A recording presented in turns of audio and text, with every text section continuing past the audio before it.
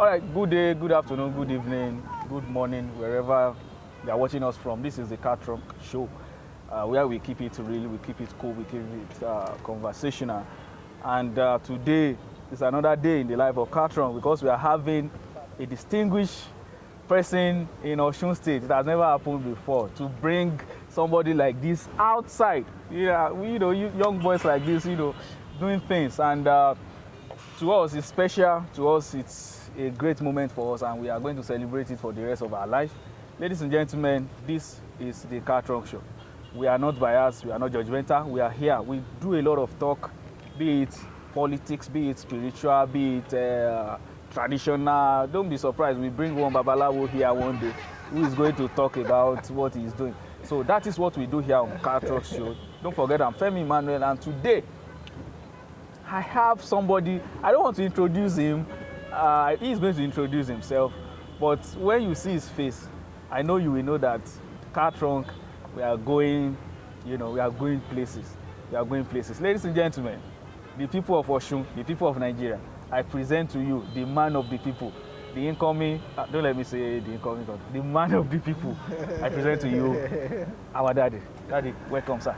Thank you very much, Femi. You can call me incoming of whatever you desire from me. That will just make you a prophet. Okay, You'll be walking in the spirit of prophecy. Okay. And I know that because your dad is also a priest like myself, a senior priest for that matter, the one that mentored me, when we had to get prepared for priesthood. So I'm waiting for that day that you decide to bring the Babalawo here. Sure. Expect us. We will make sure that from wherever we are, we speak and your microphone will not work. All right, ladies and gentlemen, you can see that we have our father here. Is wonderful.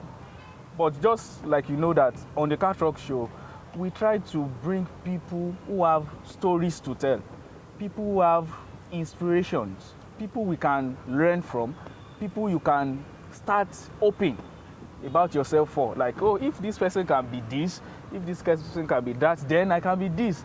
No matter what you are passing through, somebody has passed through that and they survived. A lot of people pass through what you are thinking that you will not come out of. They have gone into those and they are out. And today we are also having somebody who we believe he has a lot of stories that is going to touch a lot of areas in this show today. Daddy, the first question I'm going to ask is, how was it like when you are younger than this? Well, you have not even introduced me, so you're just assuming that people know me. My name is Goke Omigbodun. That's what people call me. But in full, I am Goke Omigbodun. I was born into Olobado compound in Osogbo. Just like you, my father was a priest. Wow. Venerable Julius Ladunjoye Omigbodun. Your own father, Venerable Julius Ojomo. So when you see me calling him my father, so it's not just because he was my mentor for the priesthood, it's because he is also Julius, like my father was Julius. And so I grew up in Olobado compound, where for a while, until I got to a particular age, I actually honestly didn't know who were my direct siblings separate from cousins, because we had one communal life. And after some time, I knew certainly those who were cousins that were not Omigboduns. But amongst the Omigboduns, there were one or two that I actually thought were my siblings. It was one night that they went into their house and we went to their house. I was wondering, so we are not of the same mother. So that's the communal lifestyle that we had. But for the rest of us, even cousins, we ate wherever lunch caught up with us, and we slept wherever night caught up with us. And yes, and the mothers were not worried. They only needed to hear the news. Where is so-so-so house? Oh, he's in so-so-so and so's house. All right, good night. We'll see you tomorrow. And occasionally, we'll go into, there was one of our mothers. I would have to mention names. No problem. We are cool. Yes. Mrs. Oyelami, she was a nurse, and she used to do a lot of baking and all that. Occasionally, we'll just descend on her kitchen and will bake cakes, and when she comes back she will scream, "Hey, I want my tidele mileti," you know. And that's how we would go from house to house, you know. I remember the day she screamed, you know, she made that noise, "Hey, I want my tidele mileti," because all of us just descended on the house, and that's the way we all were. Those are the good days, right? And in spite of the fact that some of our parents had their own petty quarrels, it didn't matter to us. We were not interested in their quarrels. Wow. We children, we always flocked around together, and we had very wonderful mothers, because the mothers made sure that even when certain fathers were not on good terms, it didn't affect the relationships of their children. Wow. And so that's how we grew up. Then we all went to school relatively early. For instance, if you check the records of my father, he must have started school at about the age of 7. Wow. In 2018. Sorry, 1918. 1918. Okay. Because his official birth date will put his birth at about 1912. But I was later to discover that he was actually baptized at the All Saints Church 1911. So he could not have been baptized in 1911 if he was born 1912. So, yes. And he could not have started school January 1918 if he was born August. Everybody knew he was born in August because it was said that he was born the same week that they had the Osun festival. Okay, you know, we're in the first week of August now. Just like we're having now. Just like we are having now. So,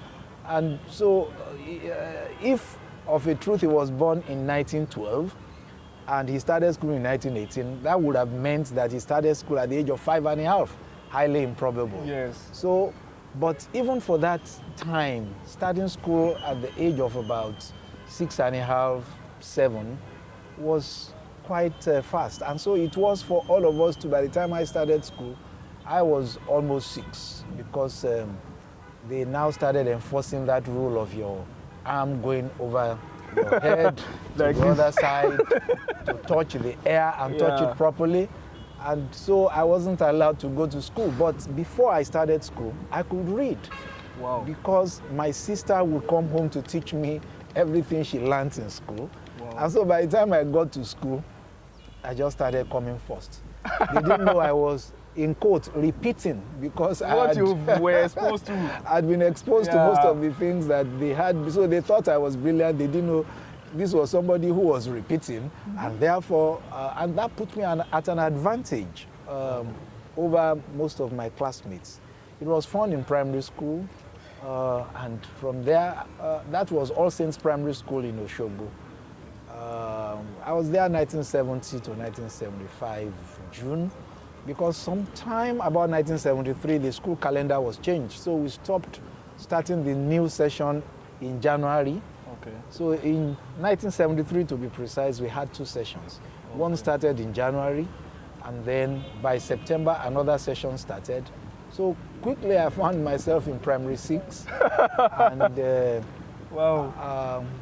Attempted the common entrance examination, and I was given admission into Government College Ibadan. Wow. And 1975 set of Government College Ibadan, and that's how I went to school there. And from there, after 5 years of schooling at Government College Ibadan, by God's grace, by my 4th year at Government College Ibadan, I already sat for my GC. I already passed, but I couldn't proceed until you finished this one you started. Still finished the other one. So I waited and still stayed in class with the rest of my classmates.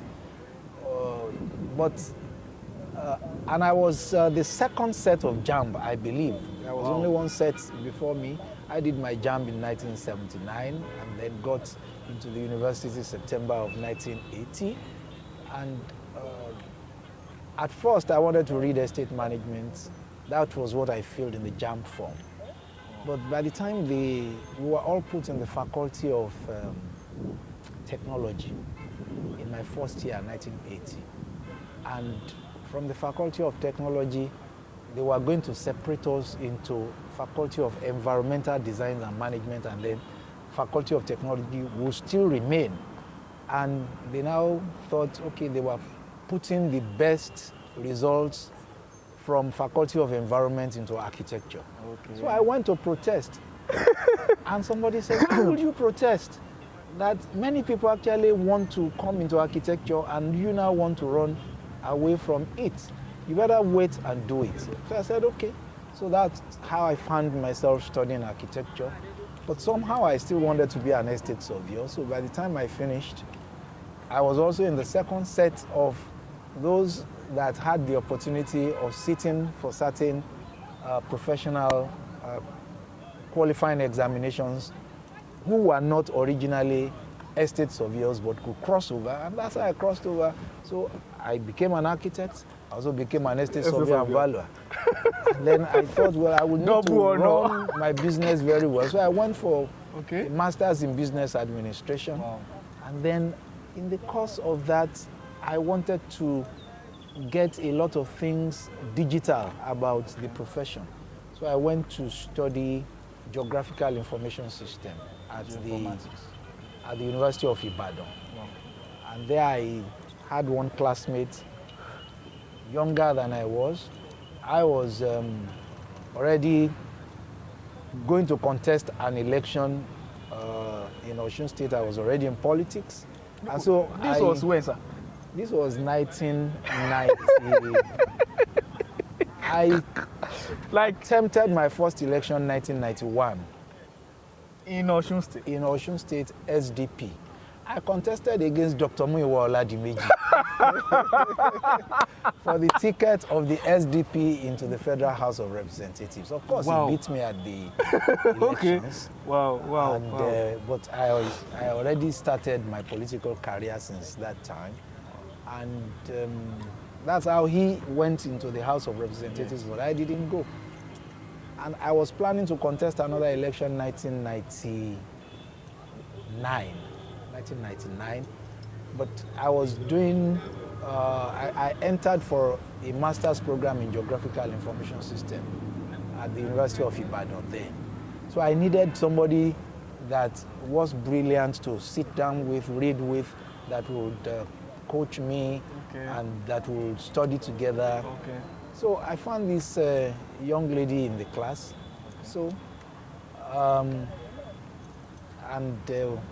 she was in a reading group, so I joined the reading group and we started studying together, and occasionally others would miss coming to join, but the two of us would be together, and that's how the two of us are still together today.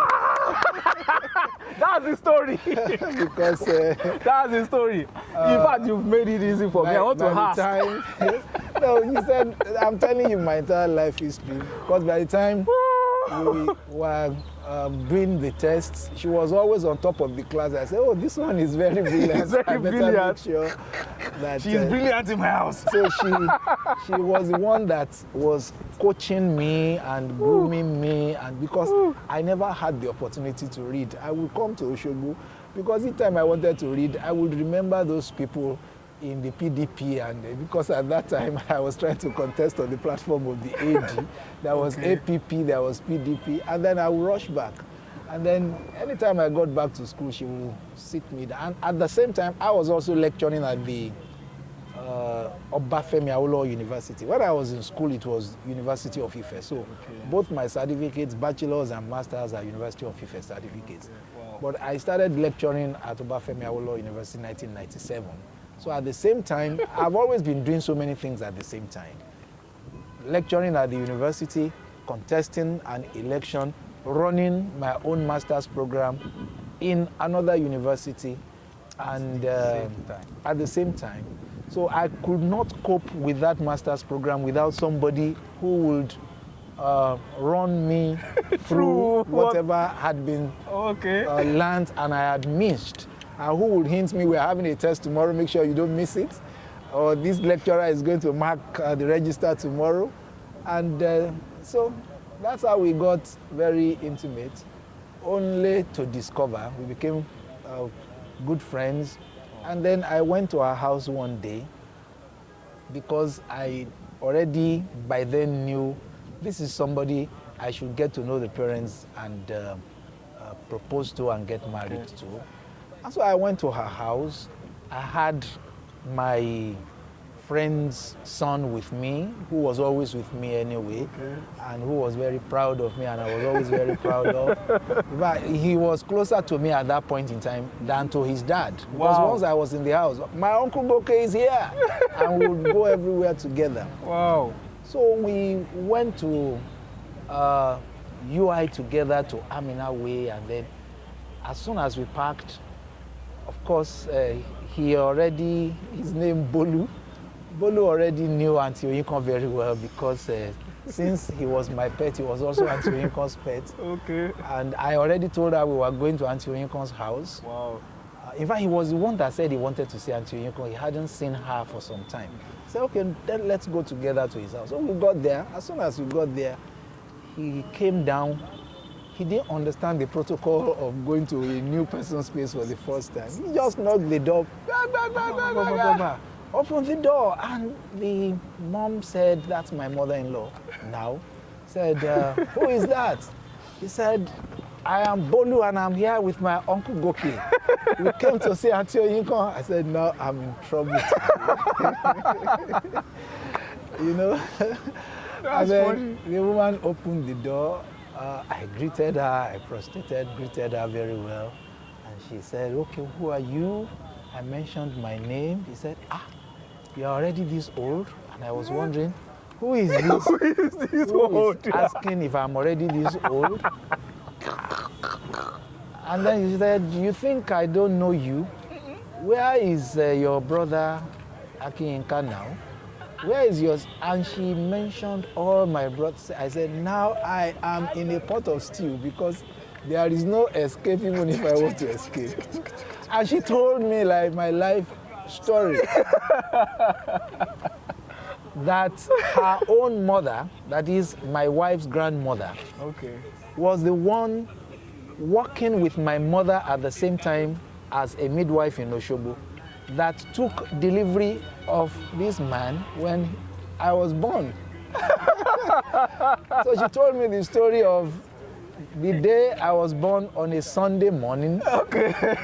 And they had to come, and because my mom was in labor, they had to call her own mother from the church. They were attending the Methodist church, and they had to rush down to take the delivery of this baby boy. And so the baby boy now came back to marry her daughter. Wow. One very big family ever after. Wow. Glory to God. I don't know if you want to ask any question.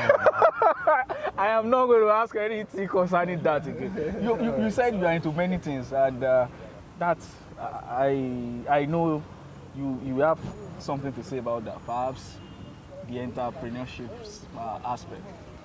Oh, well, as far back as when I was studying architecture in Ife, I had this friend.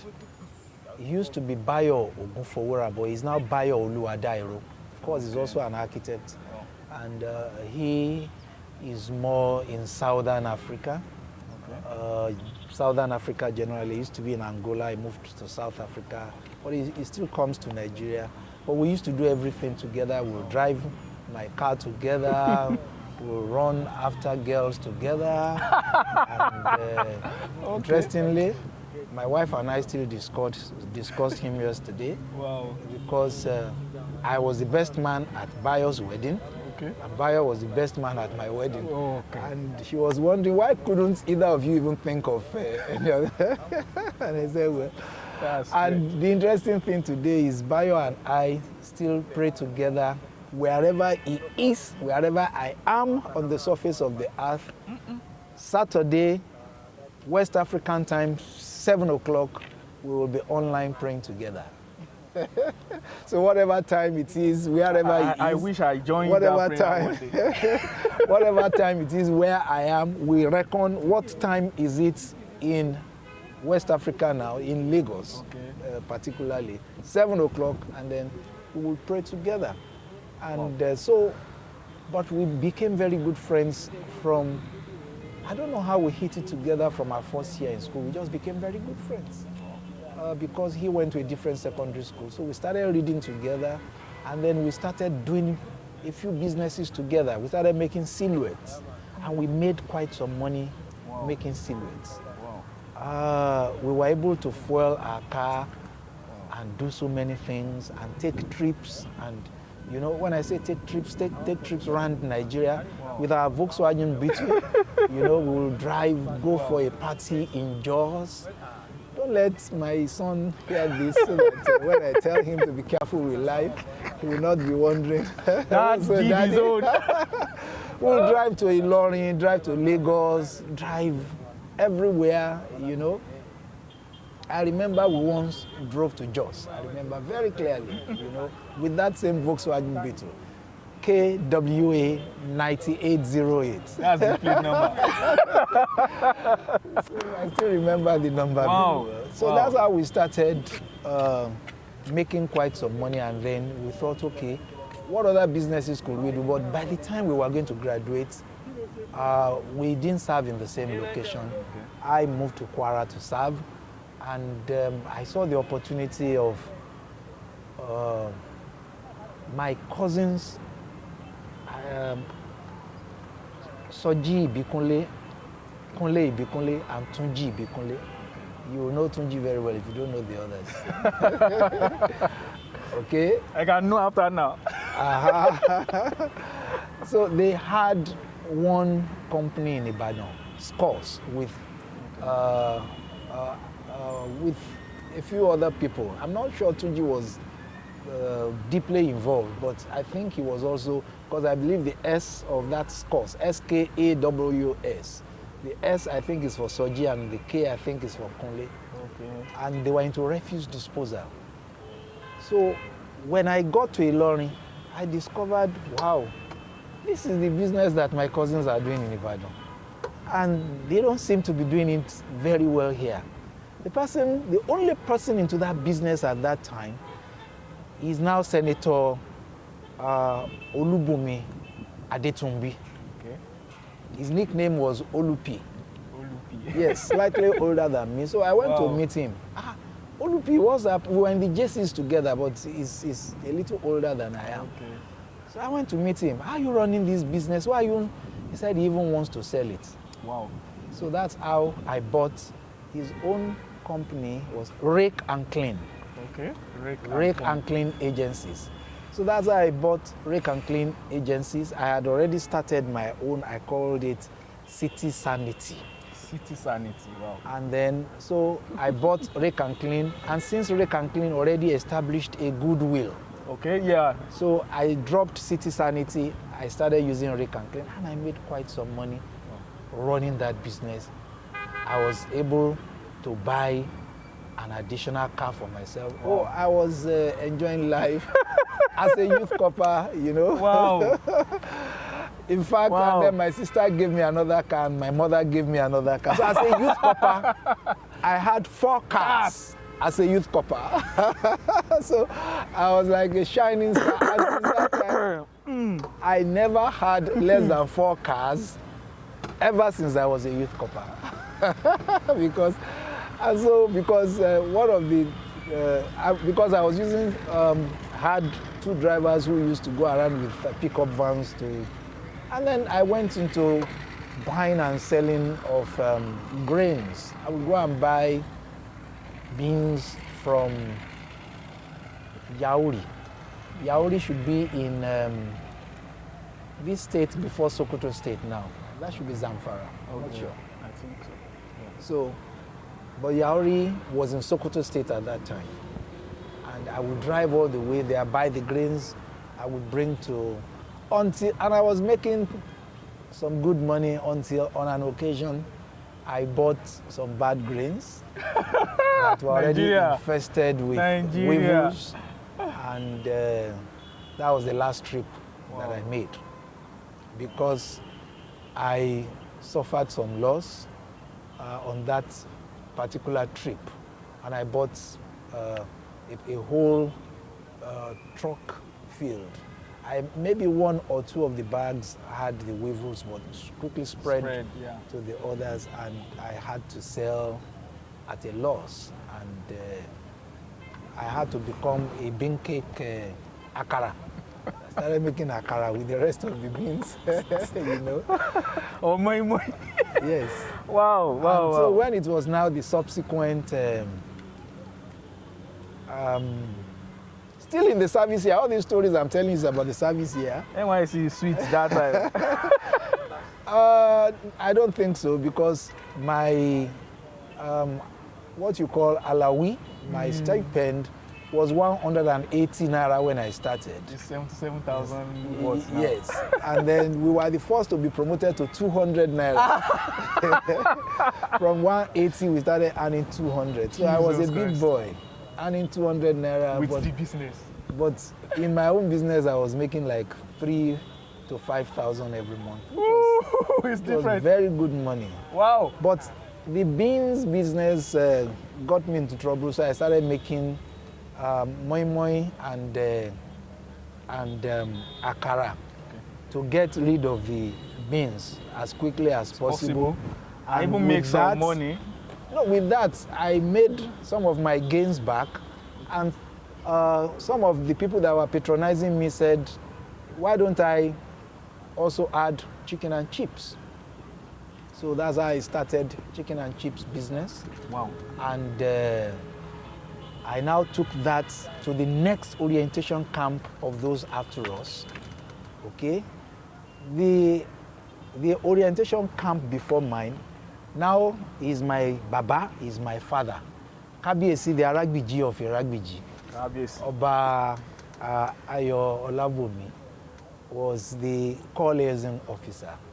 I was his assistant. So by the time he was leaving, I became the call liaison officer, because his own orientation, I think, was in July or August. Mine was in December.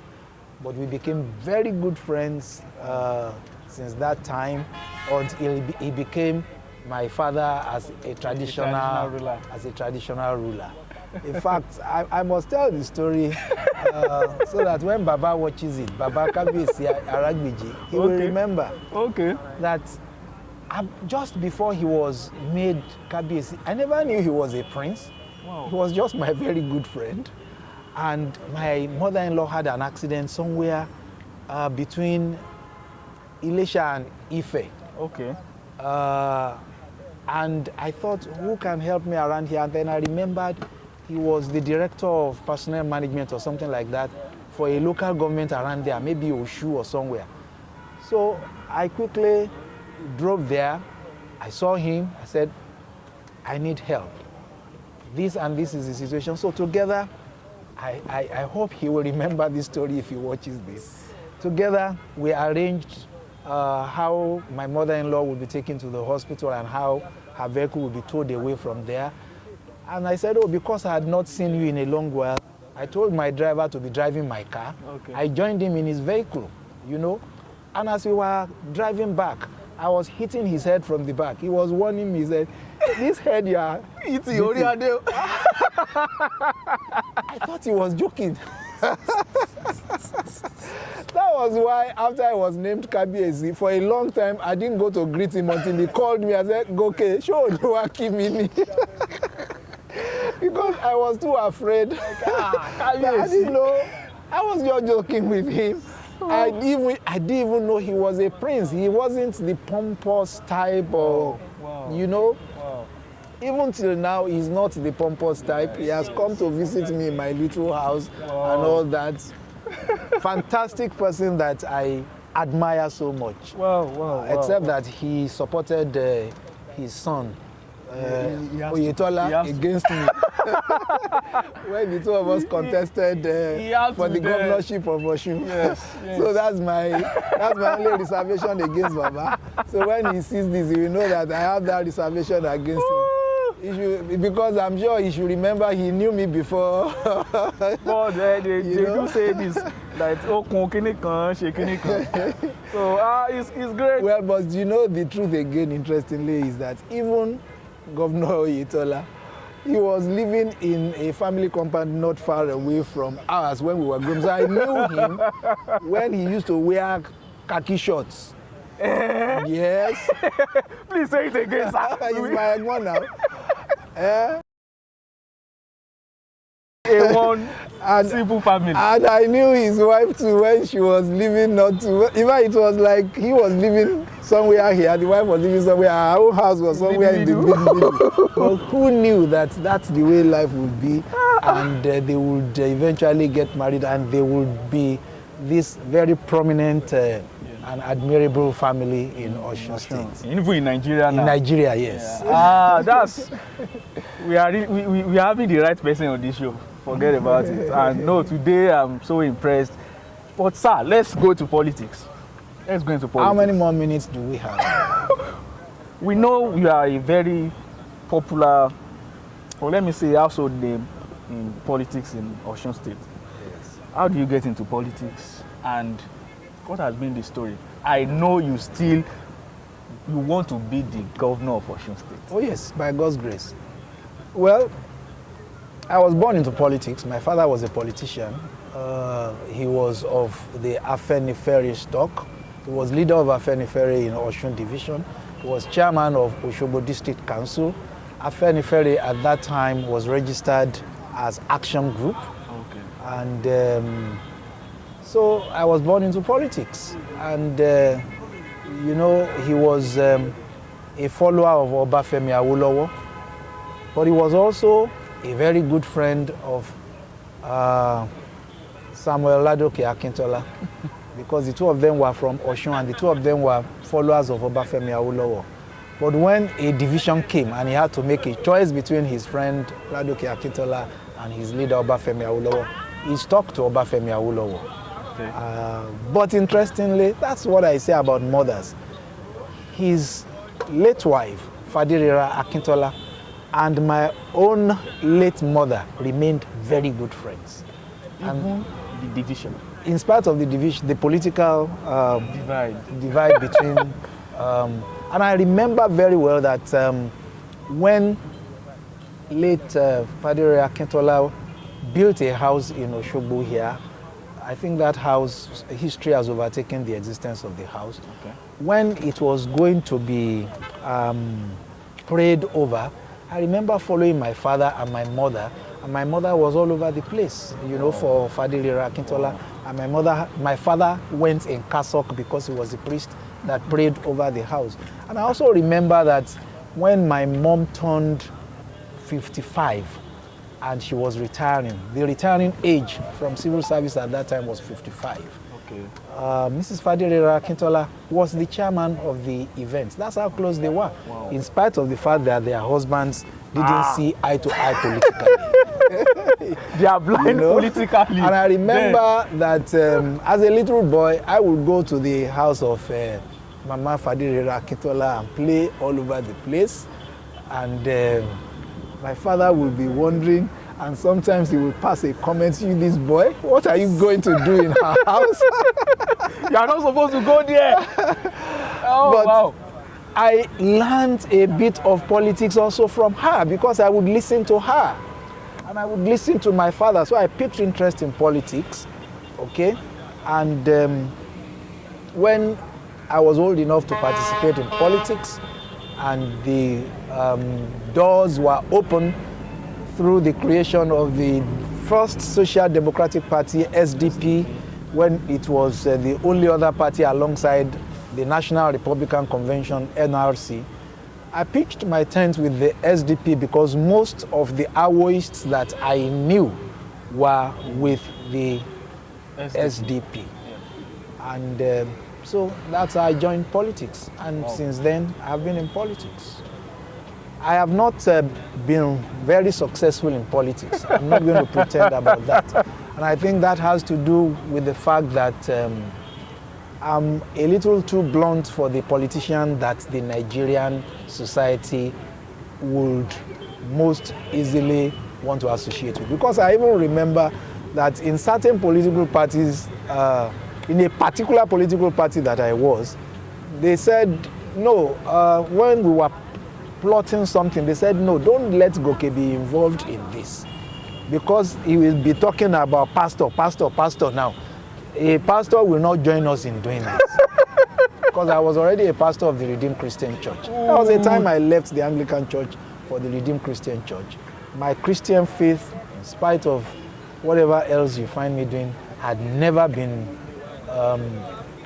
shaken to the extent of denying the faith. Wow. There was a time in my life, I will admit, that it could have shaken, but it ended up being reinforced. Wow. There was a time in my life, and that's why if you see me now talking about what I have read, I've read the Quran cover to cover. Wow. I've read Abdurrahim. I've even read the Book of Magic. I have all of those books in my house, but my wife deliberately insisted I must keep them away from the children. But I still have them, and I didn't allow her to throw them away. Just in case somebody thinks whatever I say about anything is a lie, I will prove it to you because these things are documented. Yes. But by the time I read, I do not intend to touch the sensibilities of religion or anything, but I'm telling you the truth of what I discovered. This is a raw show. Yes. By the time I read the Quran through, I took interest in chapter 3, Al-Imran. And I read so much about the family of Mary, about Jesus Christ, about his birth, about the reference to him as the Spirit of Allah, Kalimat Allah, about the reference to him as the word of Allah, Ro Allah, or maybe it's the other way around. Maybe Ro Allah is the Spirit of Allah and Kalimat Allah is the word of Allah. But I just took interest, and then I saw the reference to him as the Messiah in the Quran. Yes. If you doubt me, go and read chapter 3 of the Quran, read from about verse 45 and read through to about verse 55, 56. And then I started seeing so many other things. So I started wondering. I didn't mind at that point in time. I was ready to become a Muslim because I was ready to become anything else because certain things didn't go right for me. Then I said, no, I can't continue being a Christian.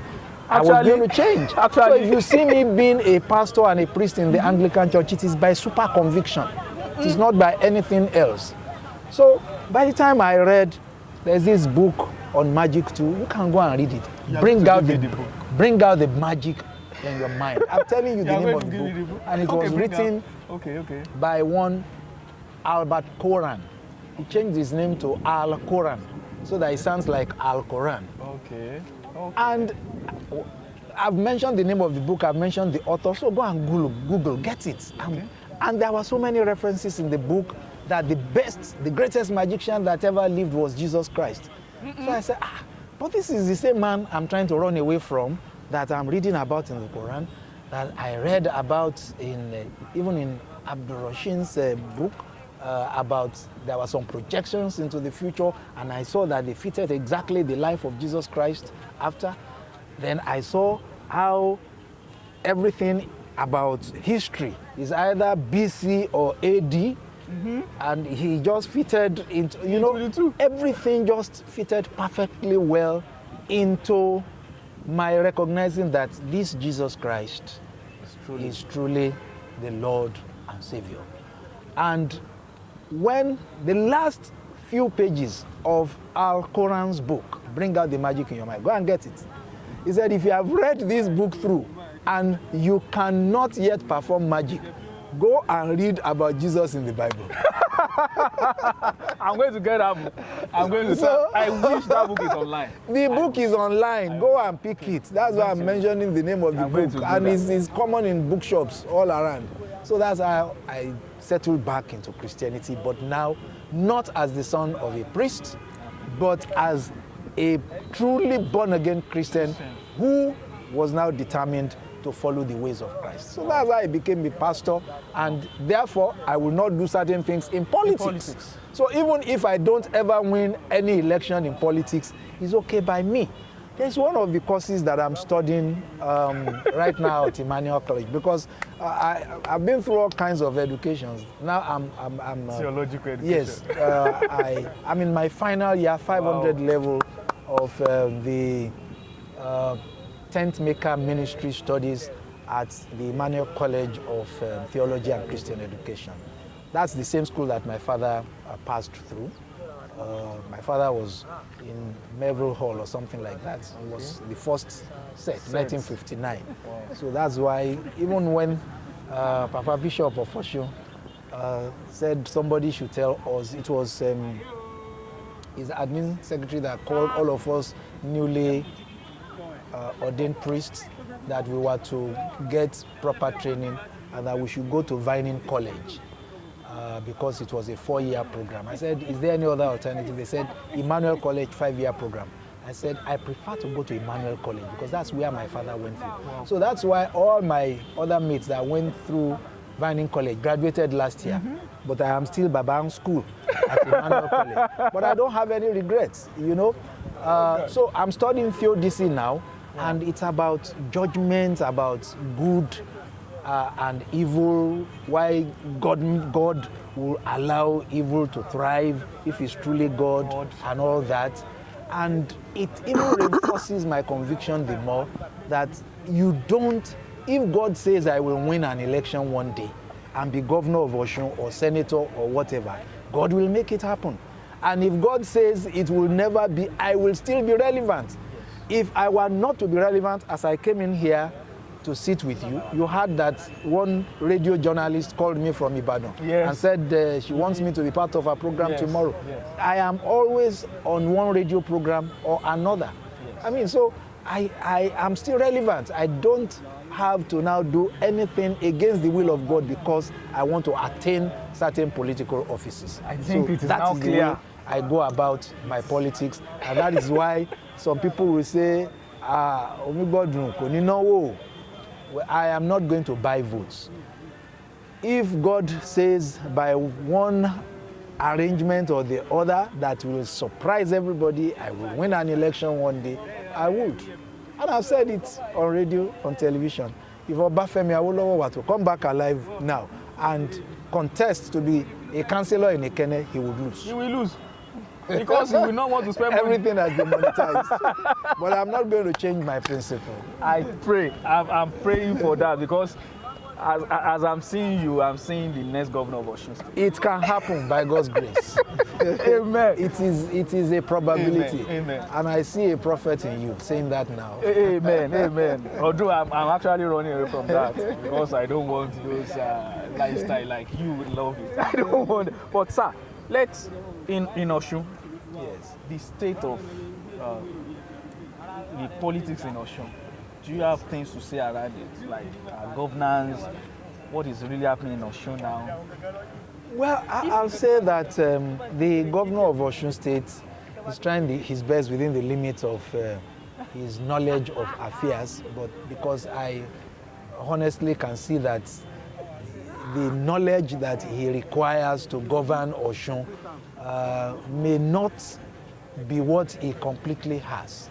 This is not to run him down or anything, because we were in the debates together for the governorship. Organized by BBC. Then. Organized by BBC. We were in about 3 or 4 debates. I don't know how many he came to. He avoided some. But I was in the one organized by the BBC. I was the one organized by Arise TV. I was the one organized by Channels TV. And in all of those debates, in fact, I still meet people today once they hear my name and they're able to put the name on the face. Oh, you are the one that performed so brilliantly at the governorship debate of Osun in 2022. Oh, you should have been the governor. Well, I say, if God has purposed that somebody else will be governor, so be it. But one would have expected that whoever is governor anywhere should make use of the best brains around, irrespective of political parties. And I'm not asking to be given an appointment or anything, but you do not keep people like us without sounding immodest, so far away, so that the only opportunity, in fact, one of the reasons why I always speak on radio and television is if we can't speak to him directly, let him listen to radio, let him listen to the television. If he has 1 or 2 things to learn from there, if he doesn't, people will draw his attention, at least people close to him will draw his attention to that fact. Something happened recently. He was going to declare for the APC. And I remember going on radio and saying, if I were in his shoes, even if because the PDP is a poison chalice that I would not want to taste from right now, I would either seek to purify that chalice. You know, as a priest, I know that when you hold a chalice, you also hold a purificator. Yes. Okay? I will either seek to purify that chalice or not drink from the other one that I know would even be more poison, that I would rather just stay on my own or look for a fresh chalice altogether, a fresh party altogether. Wow. But thank God for him, the APC also were not going to accept him. So now he's, but talking about governance, he has so much resources at his disposal now, he should be doing a lot better than he's doing. If I were in his shoes, I would have made sure that instead of the flyover, I've said this 1 million times, but because I'm on your program for the first time, I'll say it again. That flyover, or those flyovers that they are building all around now, is misplaced priority. We are not ripe for those flyovers yet. We ought to have first built the economy of Osun State.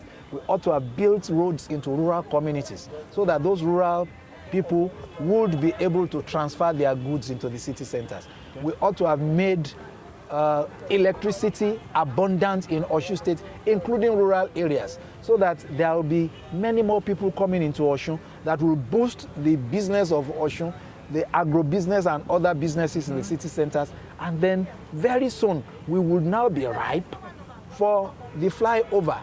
What they are doing right now is not taking their bath, not brushing their teeth, and applying cosmetics. You will still smell, you will still stink. Yeah. And that is why governance is still stinking in Osun. I repeat myself, governance is stinking in Osun right now. They are not different from what the late President Muhammadu Buhari said when he was president, that he didn't want any of the governors around him to be building flyovers because they were using the flyovers to steal public funds. President Muhammadu Buhari said it. And here are people still doing it after that. So other than making sure that we should have had electricity, we should have had roads into rural community, we should have provided security for the people, that will still have been enough to let people know that you are doing something. Look at Okefia there, where they put that flyover. I'm waiting for the day they are going to open that place, because I don't know how somebody coming from the direction of my house to the direction of my school will not suffer. Because I will be coming out of Oluwalabi Way of the GRA. I would want to go to Iwo Road, otherwise known as Olusegun Obasanjo Way. How do I pass through now? It's not possible unless I first go and make a U-turn in front of the government house. Yes. Why should I have to do that? All they needed in that place was a proper third place, which Oyetola did before he left, with a big roundabout. So even if Adeleke was going to do anything, they only needed to have put a big roundabout there. And I ask one question, and I'm giving you the challenge too. Study the traffic along that junction of Allen Avenue, Arumire, and Obafemi Awolowo, either ways at Ikeja. The traffic there is more than 10 times the traffic at the Okefia roundabout. And they don't have a flyover there. And I have never passed through that route, even at the worst of times, and spent more than 30 minutes getting through that route to go and catch my flight at the airport. I have never missed my flight because I passed through that route. Let me be so straight. If you are to be the governor of Osun State, yes, can you give us, like, if I'm the governor, these 5 things are those things I'm going to face? I've mentioned them. The first thing, I had said it even when we were campaigning, that about the time we were campaigning was when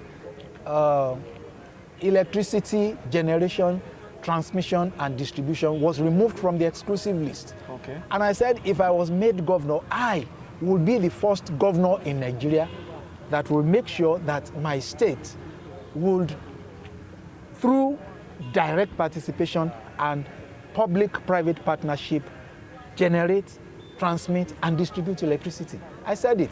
Some people will come now and say, oh, but it's going to take a lot of money. If Dr. Deji Adeleke can afford it as a private individual, why can't Osun State afford it? Doesn't Dr. Deji Adeleke have a private generating plant right now? Please wake up and stop saying things.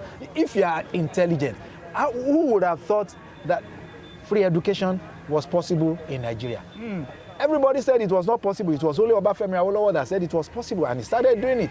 And he wasn't doing it for Yorubas alone, for anybody living in Western Nigeria at that time enjoyed free education. Wow. It takes a genius to recognize possibilities in governance and to go ahead when he has the resources at his disposal to do it. There's another thing I said I would do. I said I will make sure there will be security all around. Farmers will be able to go to their farms. If farmers are able to go to their farms, it's a different story now.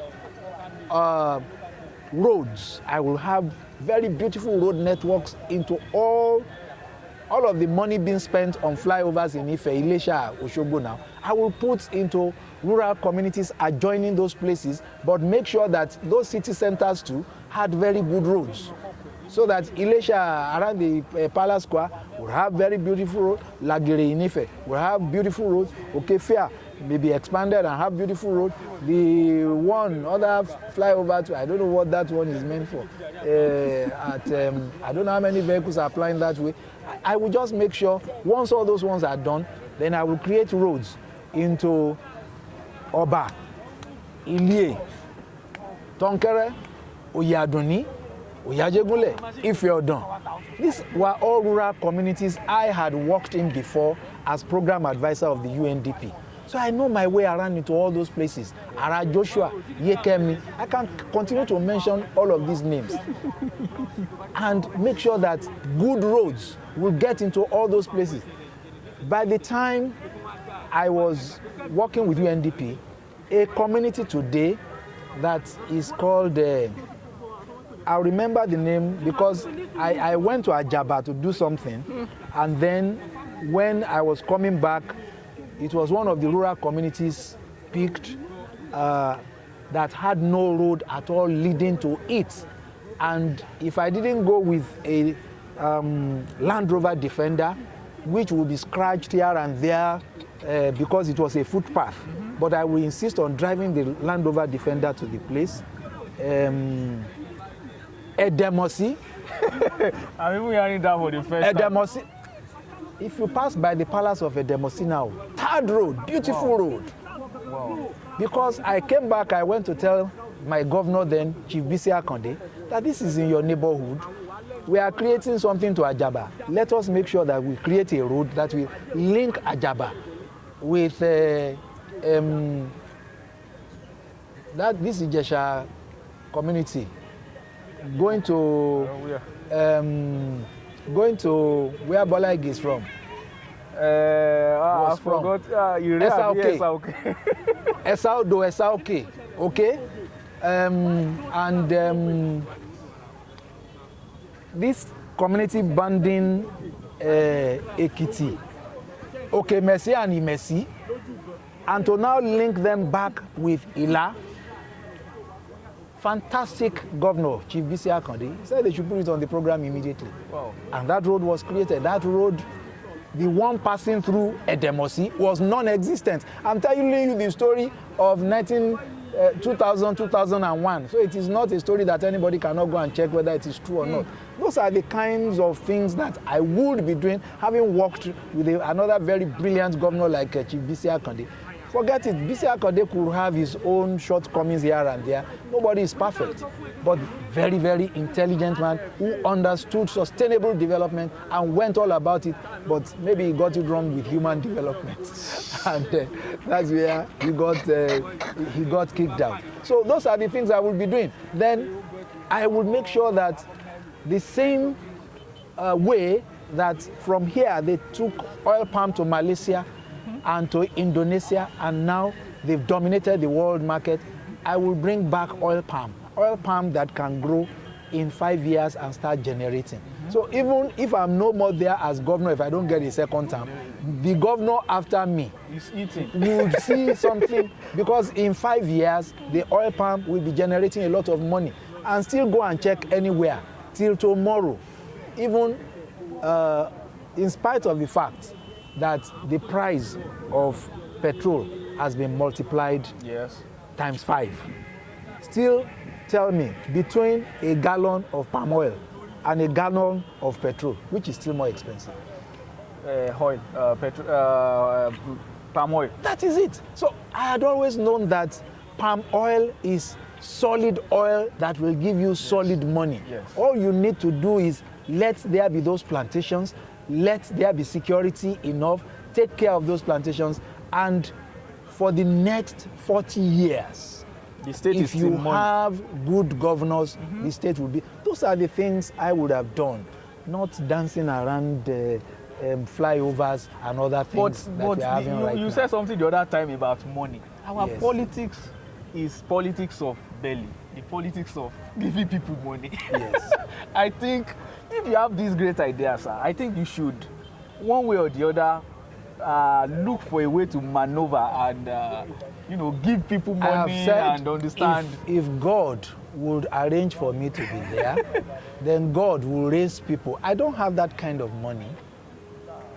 Where do I get that kind of money? But if God arranges for people to say, oh, we want this man to even become governor, all this is mouth self.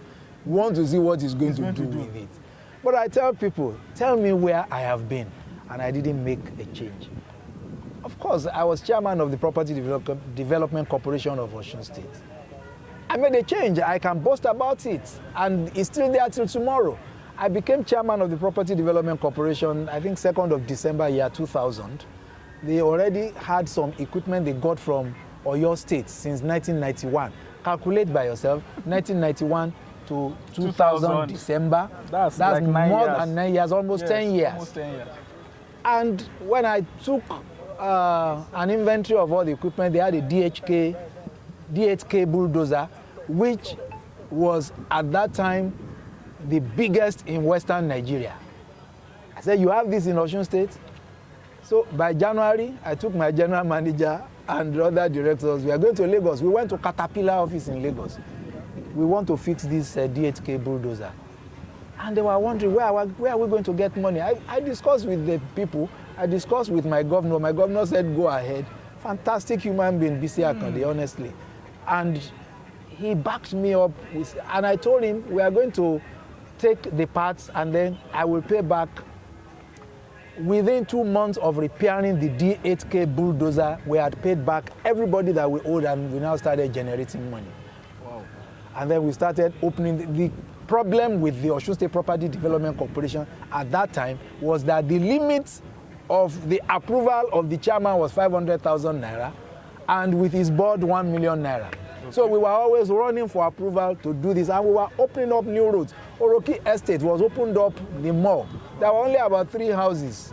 I remember only Elder Funsho Ishola and 2 or 3 other people were living in Oroki Estate then. We opened up the place. We opened up Ajaka Estate. We opened up the estate at Abere now. And opposite. And people started building. And then we started using the DHK bulldozer. I repaired because we had a board. I wasn't the only one. We repaired, and some of my board members are still alive. This man who wanted to be either senator or governor, Tadeshe, I think he wanted to be senator.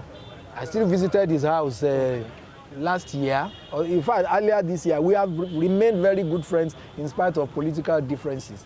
Amidu Tadeshe was a member of my board. Ask him.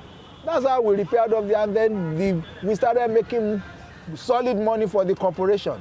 And that was why when they said that we were going to increase the salaries of workers, I started paying. I didn't know that I still needed to get some approval because I had the money. Yes. That is the truth of the matter. And go and find out. The years of BC Akande were years when workers were always going on strike. I am telling a story. Some of my staff are still alive at the Osun State Property Development Corporation. They did not strike for 1 day. And the Secretary General of the NLC, Comrade Awodire, I'm mentioning names, was a staff of the corporation. He later became a general manager there. I would only appease him and beg him, my brother, I want to work. I'm here to make a difference, okay?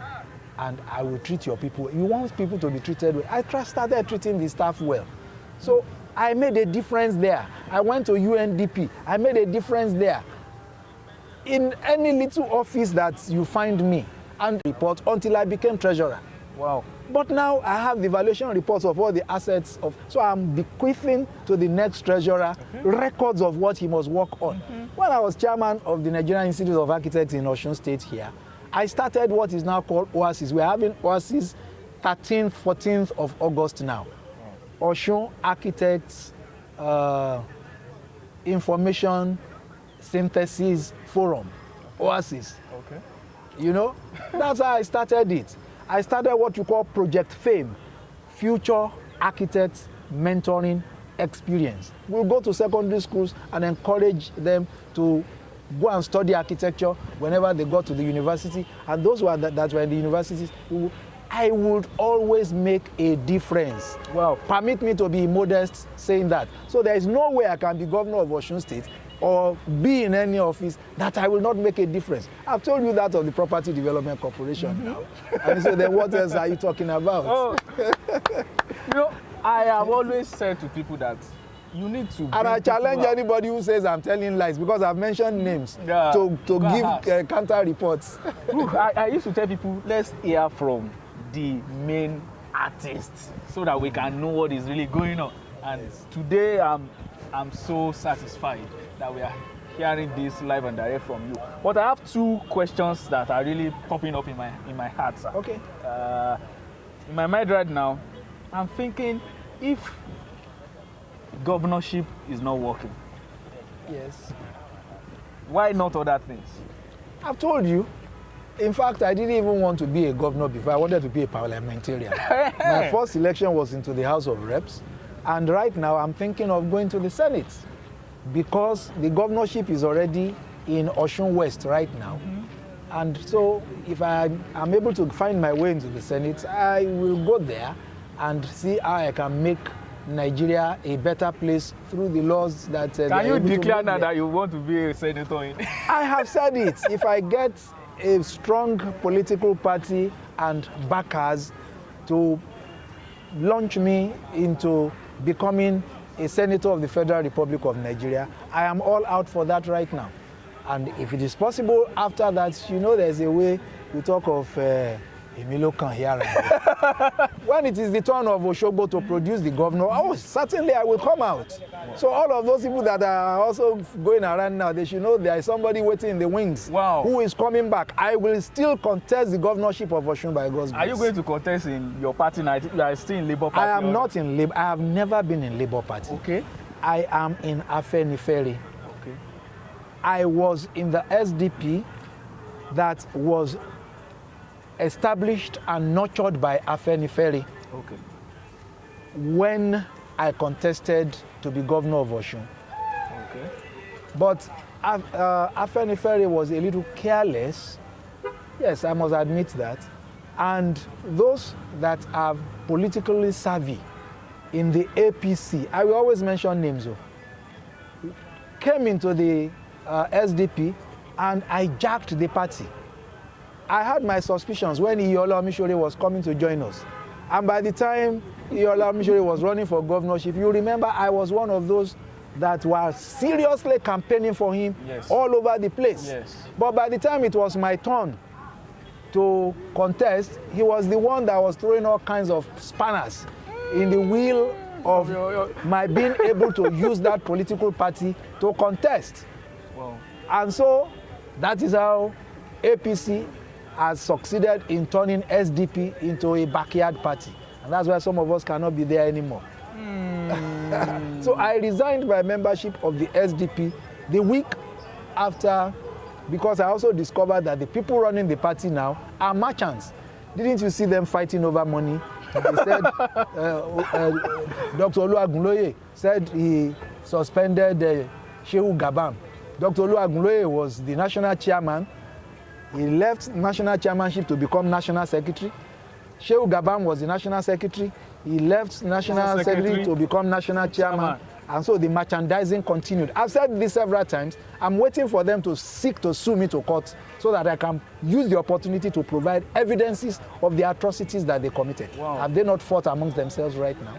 Is the party together? Because the party, they turned it into something that was not supposed to now win elections anymore, but for merchandising and for personal aggrandizement. That's the problem with that party. But that is it. So let's assume you have the opportunity now, or let's say the opportunity is coming. Where will you wish? Where will you wish to, which party will you wish to? I cannot tell you for now because I'm a team player. Okay. I am the chairman of Afenifere in Osun State. Okay. So there is no way Afenifere says go in this direction that I will say no, I am going in the opposite direction. Okay.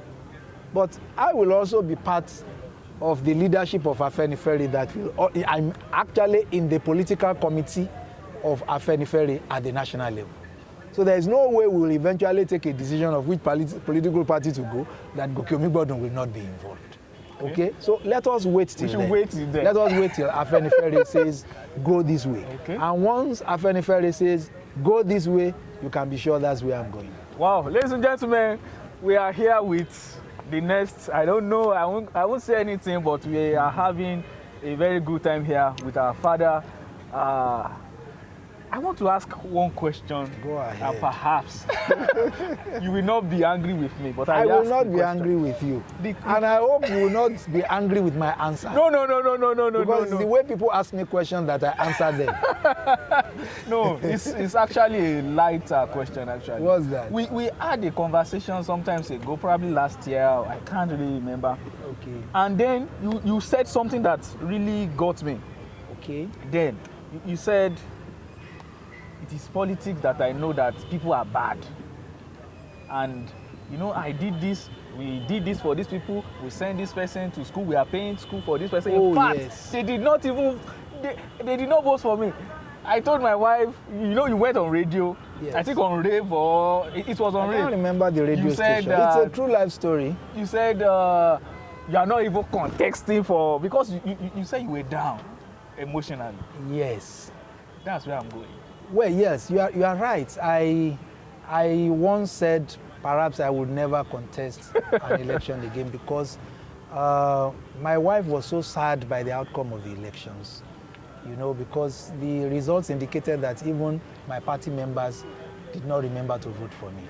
They did not remember to vote? That is it. Because I knew how many people I was feeding at political party meetings and, carrying all around, and we were supposed to have at least one polling unit agents in each of about 3,750 polling units. Yes. I'm not the only one that happened to. Go and check the results. There were about 4 of us who didn't even have enough number of votes to cover the number of polling units that we were supposed to have agents. So what happened? So our agents were bought. Wow. That's it. And so you now want me to continue in such a political party? There was no way I would continue. And even the presidential candidate of the political party at that time didn't appear serious-minded to me to understand certain things I was telling him. Okay. Of course, naturally, when it was his time, they paid him back. I made a projection, and I told him, and I put it on social media, that as woeful as my results were, he would not score half my number of votes, and he didn't score half my number of votes. Wow. Because he didn't understand that we needed to do things from the grassroots, and then the people, the merchants in the party secretariat at the national level were taking money from him. And then nothing for us. I didn't have any backup. Yes. So it was the money of my sweat and my wife's sweat and a few other people here and there that we put into the logistics. That was why my wife felt so bad. And, she cried. Oof. Because she cried not because we lost, but because of the betrayal. Level of betrayal. The level of in betrayal. Politics. And part of the level of betrayal, after the story I will tell again, I would always have bricklayers, carpenters, and all those people walking around me. And after the elections, they were all talking. But somehow, I'm everywhere. I was on top of the school building, the second floor or third floor, so they didn't know I was there. Okay. And my welder, I won't mention his name, but he knows himself, was talking with one of the helpers, and they were saying, "Hey, Ogatio, ni ko what's it? Jesu ni o mo so ebo." You know that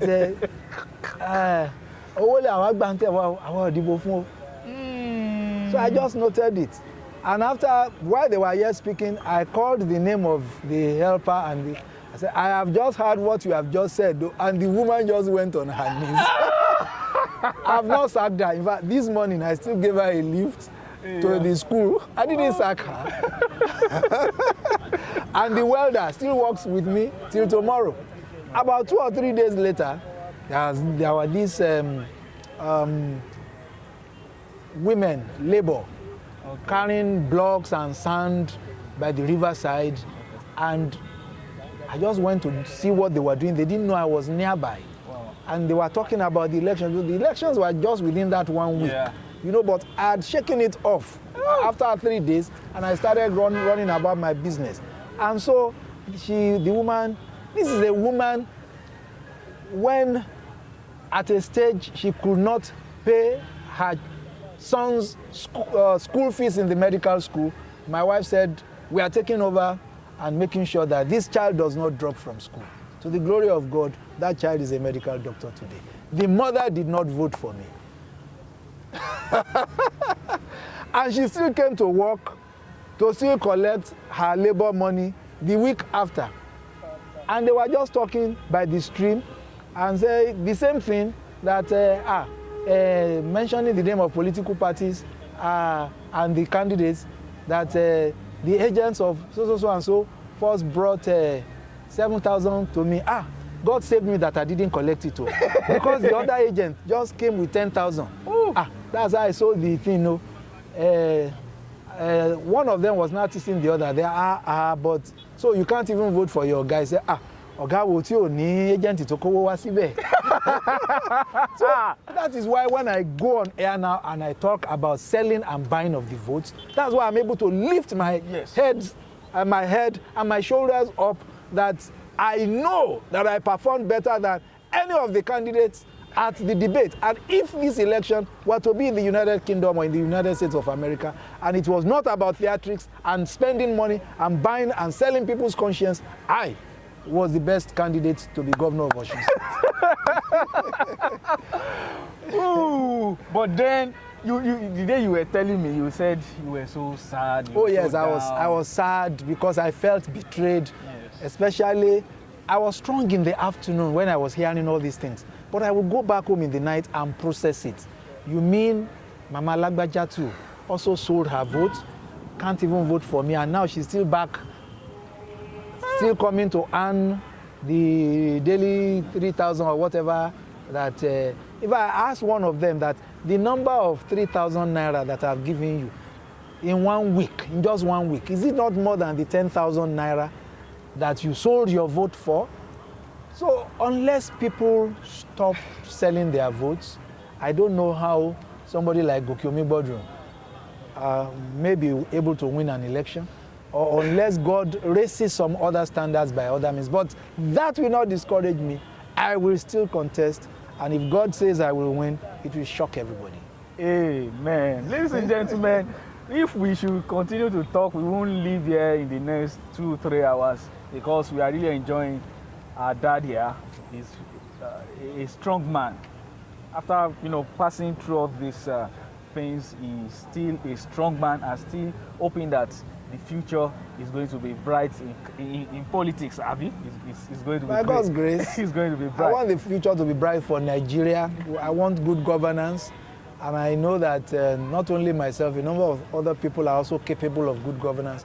But many of such people are handicapped by not having stolen funds with which to buy votes, to get into offices, to make the lot of the people better. All right. Sir, you are going to answer us. I hope. If Femi should call me, I will answer. Because Femi and I are sons of Julius. Okay, great. Thank you so much, sir. We see that as a great opportunity, and we are not taking it for granted. This is the Car Trunk Show, where we keep it real, we keep it cool, we keep it conversational. And ladies and gentlemen, keep watching this channel. We have had our incoming governor, our incoming senator on the show today. And I'm telling you, when you are seeing him, he's going to be appearing either as a governor of this state or as a senator in Nigeria. Thank you, Prophet Femi. Ladies and gentlemen, we leave you with that while our daddy make his autograph on our page. Thank you so much.